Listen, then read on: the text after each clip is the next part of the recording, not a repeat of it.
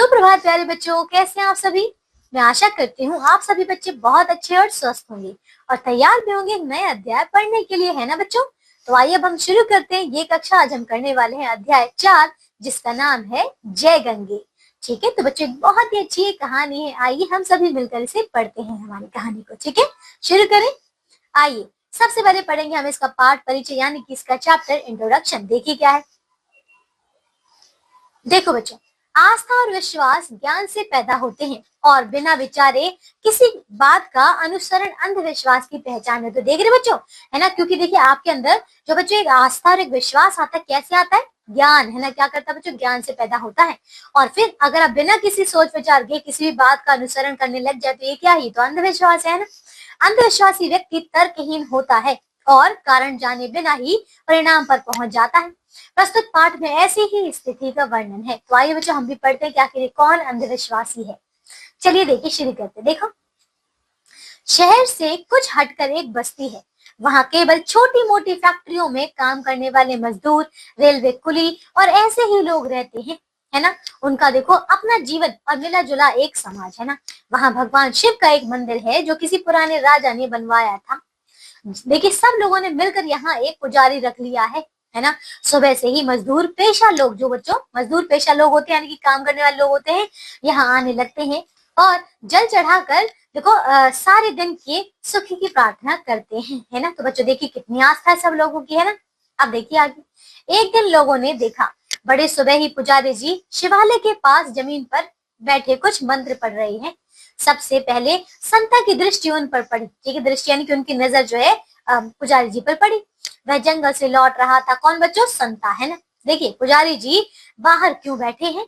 इसे देखने पास देखो, इसे देखने पास तो आश्चर्य से आंखें खुली रह गई, है ना। तो बच्चों देख रहे हैं यहाँ पे जो है वो शिवालय के पास क्यों बैठे हैं? तो इसे देखने के लिए आप आंखें जो है उनकी आश्चर्य से खुली रह गई। देखिए पुजारी जी बड़ी श्रद्धा से कभी कभी बीच में गंगा जी का नाम लेते थे, कभी गंगोत्री का तो कभी भागीरथी का, है ना। बच्चों देख रहे हैं यहाँ पे वो इस प्रकार के नाम ले रहे थे। उनके पास ही जमीन में से पानी की कोई देखो उंगली भर मोटी धारा निकलकर बलखाती सी रेत में एक और बही जा रही थी। तो देख रहे बच्चों, यानी कि उनके पास ही जहाँ पे वो बैठे थे वहीं पर एक पानी की धारा जो है निकल रही थी, है ना, बहती जा रही थी, है ना। संता उल्टे पांव दौड़ा। तो देख रहे बच्चों, वो आश्चर्य हो गया कि भला ये जो नीचे से जमीन के अंदर से ये पानी की जो मतलब ये जो जल धारा वो कहाँ से निकली। तो वो आश्चर्य में पड़ गया और वो दौड़ के भागा। सारी बस्ती में यह समाचार जंगल की आग की तरह फैल गया कि मंदिर के पास गंगा माई प्रकट हुई है। तो देख रहे बच्चों, अब ये जो था ठीक है, जो जलधारा निकली थी इसको बता दिया कि ये है गंगा, है ना। तो सारे गांव में जो फैल गई खबर। फिर क्या हुआ? आदमियों के झुंड जो है देखने चली, है ना।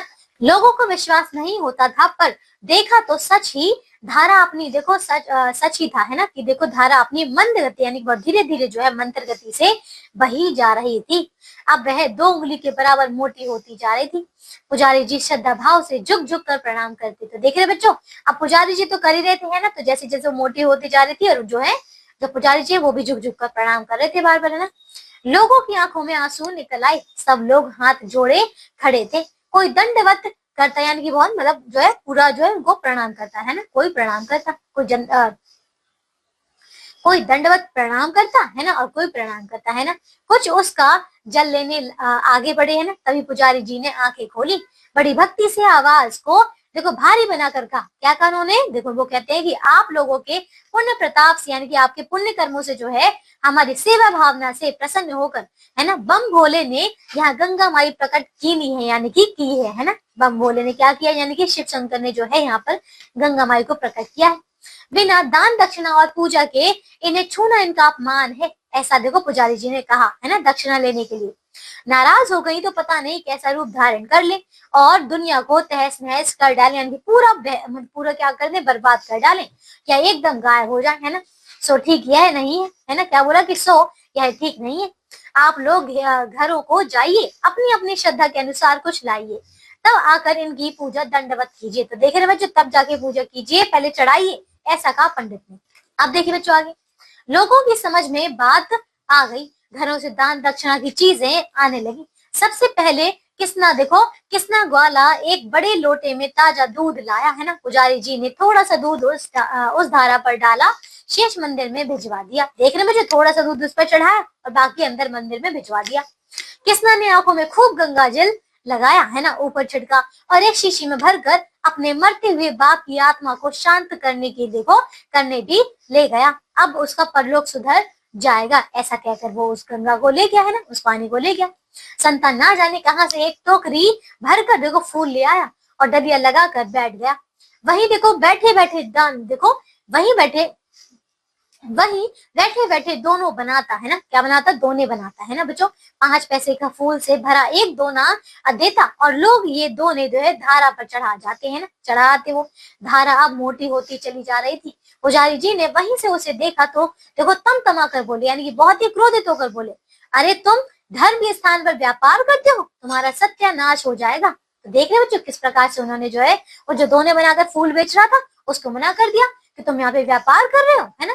अब देखिए लोगों पर पुजारी जी की धाक जम गई थी।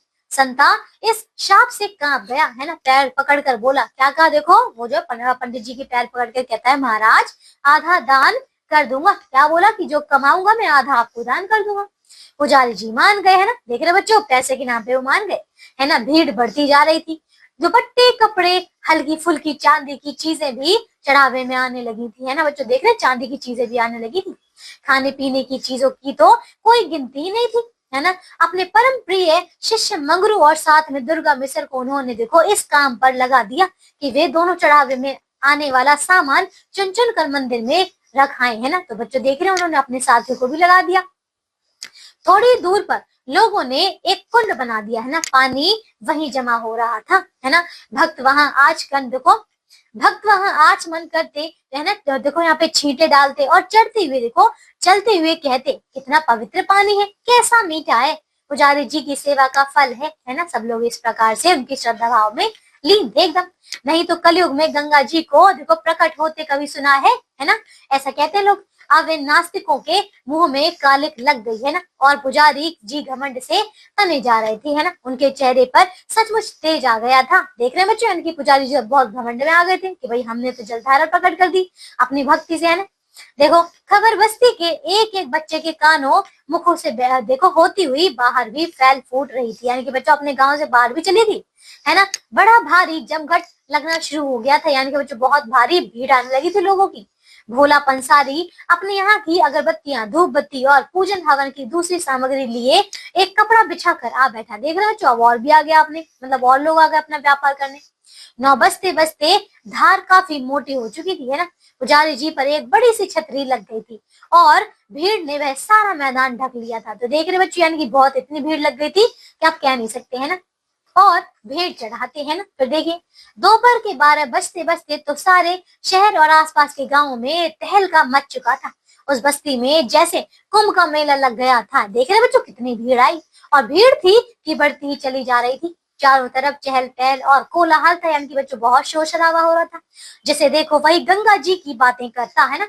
भिखारियों और भूखों की तो देखो जैसे मंडी ही लग गई थी, है ना बच्चों, हर इंसान आ रहा था।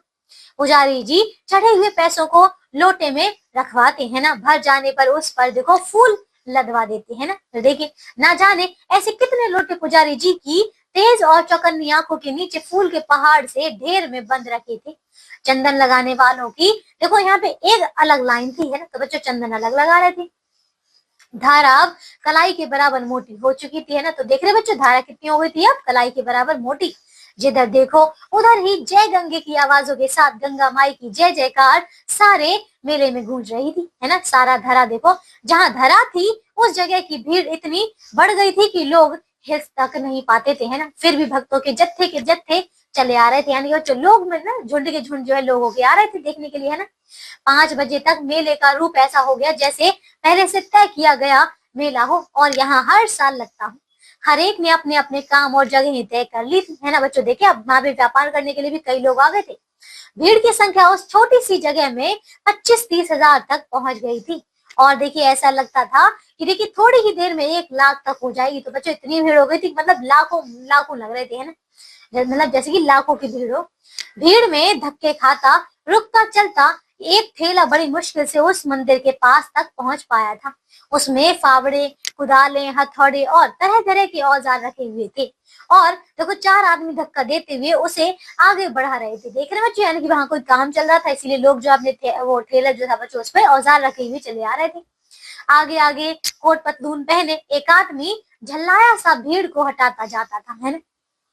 वह देखो, जब वह मंदिर के पास जमा भारी भीड़ को हटाने लगा तो कुछ भक्तों से देखा नहीं गया। एक भक्त भड़क कर बोला, क्या का देखो। उन्होंने कहा कि वहां तिल रखने को तो जगह नहीं है ना, तुम अपना ठेला कहाँ घुसाए लिए जा रहे हो। इस प्रकार से लोगों ने चिल्लाकर कहा।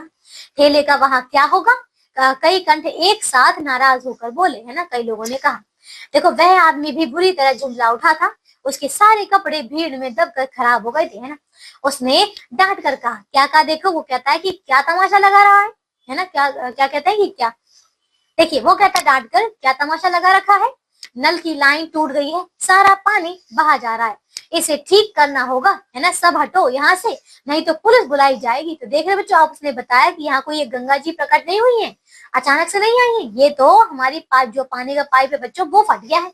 अब अगर इसे सही समय पर बंद नहीं हुआ तो काफी पानी बर्बाद हो जाएगा। और अगर भीड़ नहीं हटी तो फिर क्या होगा, पुलिस को बुलाया जाएगा, है ना। लोग एक दूसरे को मुंह फाड़े देखने लगे, है ना, क्योंकि बच्चों अब उनका तो मतलब जैसे कि मतलब विश्वास ही हट गया था, है ना। देखो, लेकिन भीड़ की गंगा में जो बाढ़ आ गई थी, देखो बाढ़ गई थी, क्या हुआ, वह रुकने का नाम ही नहीं लेती थी। और हर सड़क गली से बह बह कर चली, देखो यही चली आ रही थी, है ना। मेले में गूंज रहा था जय गंगा माई की। तो देख रहे बच्चों, ये थी हमारी कहानी। इसमें हमने देखा कि किस प्रकार लोग जो हैं, देखो लोग जब मतलब अंधविश्वास में पहुंच जाते हैं, यानी कि कोई व्यक्ति होता है जो उन्हें अंधविश्वास तक पहुंचा देता है। कभी किसी गंगा माई की वजह से, जैसे कि इस कहानी में पढ़ा, कभी किसी भगवान की वजह से, कभी कोई और चमत्कार की वजह से, है ना। तो बच्चों, देखो जो लोग मतलब अज्ञानी हैं, जिन्हें नहीं पता इस बारे में, वो क्या करते हैं, वो भटक जाते हैं, है ना। वो देखिए उनमें मतलब उनके बच्चों अंधविश्वास में फंस जाते हैं ना। आइए समझ गए। आ जाइए, अब हम करते हैं इसके शब्दार्थ यानी कि वर्ड मीनिंग्स। देखिए, पेशा यानी कि काम, प्रोफेशन। दृष्टि यानी कि बच्चों नजर, साइट। मंद का अर्थ है धीमी, स्लो। दंडवत यानी कि एकदम सीधा लेटकर प्रणाम करना, ठीक है। बो डाउन, स्ट्रेट, ठीक है। पुण्य प्रताप यानी कि अच्छे कर्मों के फल। Fruits of good deeds. कीनी है यानी कि की है। Is of. तहस नहस का अर्थ है सब कुछ नष्ट करना, डिस्ट्रॉय एवरीथिंग। चमत्कार यानी कि बच्चों तमतमाकर यानी कि बच्चों क्रोधित होकर, गेटिंग एंग्री। जमघट का अर्थ है बच्चों लोगों की भीड़, क्राउड ऑफ पीपल। कोलाहल यानी कि शोर, नॉइस। जत्थे के जत्थे का अर्थ है बच्चों लोगों का समूह, ग्रुप्स ऑफ पीपल। पतलून यानी कि पैंट, ट्राउजर्स। समझ आया। अब इन सारे शब्दार्थों को आपको अच्छे से याद करना है। इसके आगे आपको दिया गया बच्चों शुद्ध लेखन यानी कि इसका उच्चारण अभ्यास। तो चलिए बच्चों मेरे साथ बोलिए इन शब्दों को, उसके बाद इन्हें लिखिएगा। तो बच्चों पहला शब्द है फैक्ट्रियों, अंधविश्वास, दंडवत, सत्यानाश, परम प्रिय, अगरबत्तियां। समझ आया। इन सारे शब्दों को आप लिखने का भी अभ्यास कीजिएगा। इसके आगे आपको दिया गया बच्चों अभ्यास यानी कि इसकी एक्सरसाइज। तो बच्चों एक्सरसाइज के सारे प्रश्नों को अच्छे से पूरा कीजिएगा। मैं आशा करती हूँ आपको ये कहानी बहुत अच्छी लगी होगी, है ना, और आपको सीख भी मिली होगी कि बच्चों ऐसे ही किसी पर भी अंधविश्वास नहीं करना चाहिए, है ना। तो बच्चों अब हम मिलेंगे फिर से एक नई कक्षा में और करेंगे एक नई कहानी, एक नया अध्याय। तब तक के लिए अपना ध्यान रखिए, स्वस्थ रहिए। बाय बच्चों।